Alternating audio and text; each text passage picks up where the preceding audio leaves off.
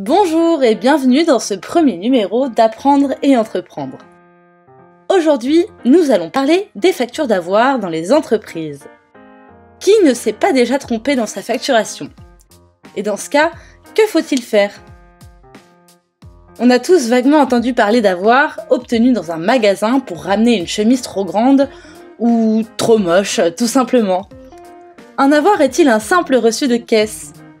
Comment est-ce que cela fonctionne dans une entreprise? C'est ce que nous allons découvrir au cours de cette petite séance d'apprendre et entreprendre. Avant toute chose, nous allons revenir sur la définition d'un avoir au sens de la comptabilité d'une entreprise. Un avoir est une facture qui permet de corriger ou d'annuler une facture déjà établie. L'avoir s'appelle aussi note de crédit en Belgique et en Suisse, mais le principe reste le même.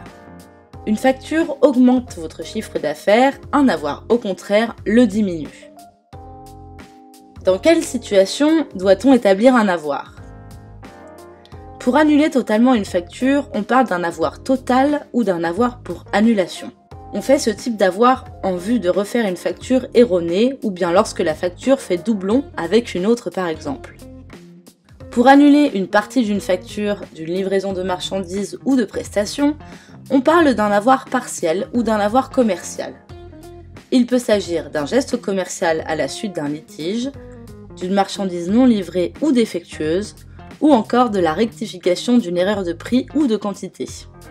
Dans tous les cas, si une facture avait précédemment été transmise à votre client, l'avoir doit aussi être communiqué. L'idée est de rectifier l'erreur pour votre comptabilité, mais aussi pour la sienne.